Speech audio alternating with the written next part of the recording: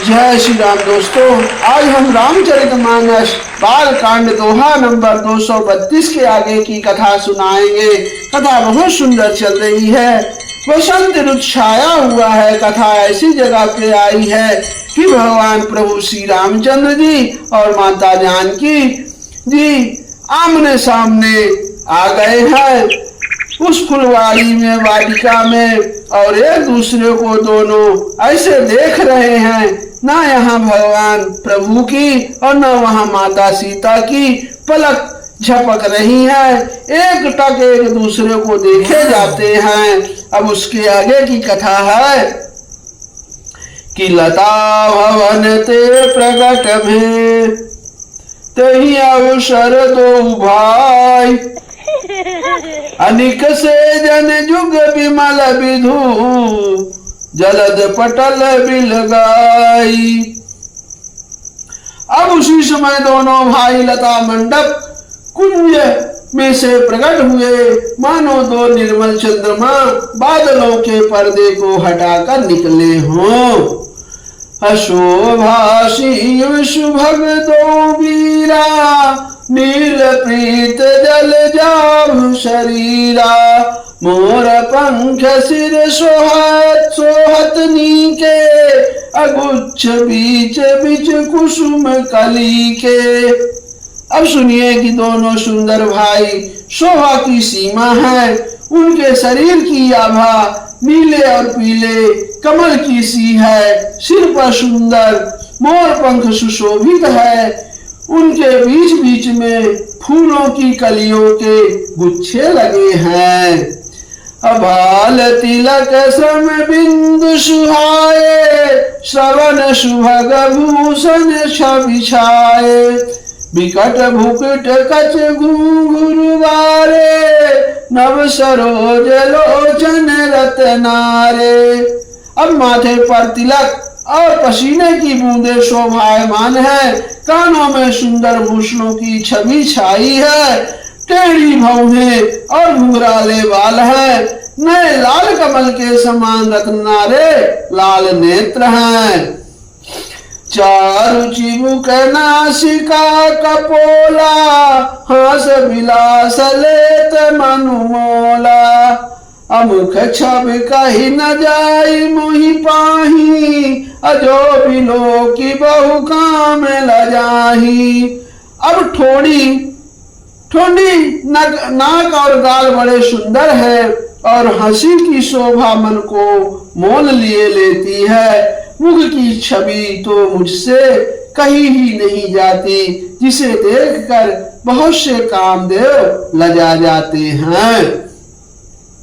उर्मणि माल कंबु कल गीवा, काम कलभ कर भुज बल शिवा, सुमन समेत वाम कर दोना, असार कुंवर सखी सुठिलोना। अब वक्षस्थल पर मणियों की माला है। शंख के सदृश सुंदर गला है। कामदेव के हाथी के बच्चे की सूंड के समान उतार चढ़ाव वाली एवं कोमल भुजाएं हैं, जो बल की सीमा है। जिसके बाएं हाथ में फूलों सहित दोना है। हे सखी, वह श्यामला कुंवर तो बहुत ही सलोना है। अके हर कटिपट प्रीत धर, सुषमाशील निधान, अदेखी भान कुल भूष नहीं, बिसरा सखिन अपान। अब सिंह की सी पतली लचीली कमर वाले पीतांबर धारण किए हुए, शोभा और शील के भंडार, सूर्य कुल के भूषण श्री रामचंद्र जी को देखकर सखियां अपने आप को भूल गई। इधर धीरज एक आलिसयानी, असीता सन बोली गही पानी, बहुरी गौर कर ध्यान करे हूँ, अभूप किशोर देख किन ले हूँ। अब एक चतुर सखी धीरज धरकर हाथ पकड़कर सीता जी से बोली, गिरिजा जी का ध्यान फिर कर लेना, इस समय राजकुमार को क्यों नहीं देख लेती।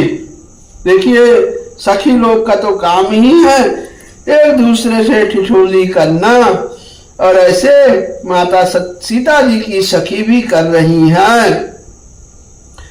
सकुच सिंह सब नयन उघारे, असन मुख दोष रघु सिंह निहारे। नख सिख देखी राम कै शोभा, असुमरि पिता पनु मनु अति क्षोभा। तब सीता जी ने सकुचा कर नेत्र खोले और रघुकुल के दोनों सिंहों को आमने अपने सामने खड़े देखा।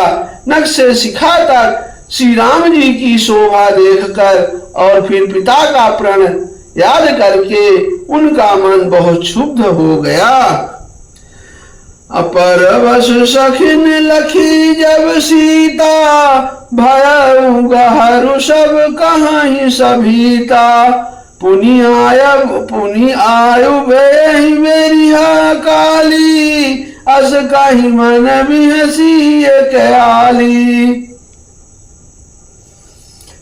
जब सखियों ने सीता जी को प्रेम के वश देखा तब सब भयभीत होकर कहने लगी, बड़ी देर हो गई, अब चलना चाहिए, कल इसी समय फिर आएंगी। ऐसा कहकर एक सखी मन में हंसी। अगूढ़ गिरा सुन सिय सकुचानी, भयउ विलंबु मातु भय मानी। धरी बड़ी धीर राम उरे आने, अफिरी अपन पहु पितु बस जाने। अब सखी की यही रहस्य भरी वाणी सुनकर सीता जी सकुचा गई। देर हो गई जान उन्हें माता का भय लगा। बहुत धीरज धरकर वे श्री रामचंद्र जी को हृदय में ले आई और उनका ध्यान करती हुई अपने को पिता के अधीन जानकर लौट चली। अदेखन मृष मृग बिहग तरु, फिरई बहोरी बहोरी।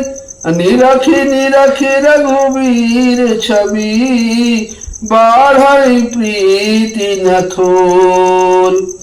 अब मृग पक्षी और वृक्षों को देखने के बहाने सीता जी ने बार बार घूम जाती हैं और श्री राम जी की छवि देख देख कर उनका प्रेम कम नहीं बढ़ रहा है, अर्थात बहुत ही बढ़ता जाता है। जान कठिन शिव चाप विषमूर्ति, अचली राखी उर श्यामल मूर्ति। प्रभु जब जात जान की जानी, असुख स्नेह शोभा गुण खानी। अब शिव जी के धनुष को कठोर जानकर वे विसुरती यानी मन में विलाप करती हुई हृदय में श्री राम जी की श्यामली मूर्ति को रखकर चली। अब शिव जी के धनुष की कठोरता का स्मरण आने से उन्हें चिंता होती थी कि ये सुकुमार रघुनाथ जी उसे कैसे तोड़ेंगे। पिता की प्रण की स्मृति से उनके हृदय में क्षोभ था ही, इसीलिए मन में विलाप करने लगी। प्रेमवश ऐश्वर्य की विस्मृति हो जाने से ही ऐसा हुआ। फिर भगवान के बल का स्मरण आते ही वे हर्षित हो गई और सांवली छवि को हृदय में धारण करके चली। अब प्रभु श्री राम जी ने जब सुख स्नेह शोभा और गुणों की खान श्री जानकी जी को जाती हुई जाना। अपरम प्रेम मय मृदु मस्किनी, चारु चित्त भीति लिख लीनी। गई भवानी भवन बहोरी, बंद चरण बोली कर जोरी। कथा बहुत सुंदर है दोस्तों, कथा पूरी सुना करें। अब तब परम प्रेम की कोमल स्याही बनाकर उनके स्वरूप को अपने सुंदर चित्र रूपी भित्ति पर चित्रित कर लिया। अब सीता जी पुनः भवानी जी के मंदिर में गई और उनके चरणों की वंदना करके हाथ जोड़कर बोली, जय जय जय जय जय गिरिवर राज किशोरी, अजय महेश मुख चंद चकोरी। जय गज बदन शरणन माता, जगत जननी दामिनी दुति गाता। अब हे श्रेष्ठ पर्वतों के राजा हिमाचल की पुत्री पार्वती, आपकी जय हो, जय हो।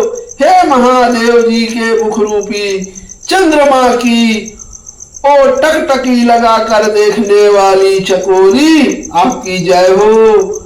हे हाथी के मुख वाले गणेश जी और 6 मुख वाले स्वामी कार्तिकेय जी की माता, हे जगजननी, हे बिजली की सी कांति युक्त शरीर वाली, आपकी जय हो। अनाई तव अधिमत अवसाना, अमित प्रभाव वेद नहीं जाना। भव भव विभव पराभव करनी, अविश्व विमोहिनी स्वरस बहरनी। अब आपका न आदि है, न मध्य है और न अंत है। आपके सभी असीम प्रभाव को वेद भी नहीं जानते। आप संसार को उत्पन्न, पालन और नाश करने वाली हैं, विश्व को मोहित करने वाली और स्वतंत्र रूप से विहार करने वाली हैं। अपति देवता सुति महु, मातु प्रथम तवरे। अमहिमा अमित न सकहि कहीं, सहस शारदा शेष लखन सियावर। रामचंद्र रंगवली महादेव देव कौशल किशोर की जय। गोस्वामी तुलसीदास की जय, शारदा मैया जू की जय। जय जय सीताराम, जय जय सीताराम। दोस्तों कैसे हैं आप लोग? जरूर पूरी कथा सुनिए, बहुत आनंद लीजिए। भगवान के चरण कमलों का दर्शन और अपने मन में बसाकर उनका आनंद ग्रहण कीजिए। तब तक के लिए आप सभी को जय श्री राम, राधे राधे, हर हर महादेव, जय माता की।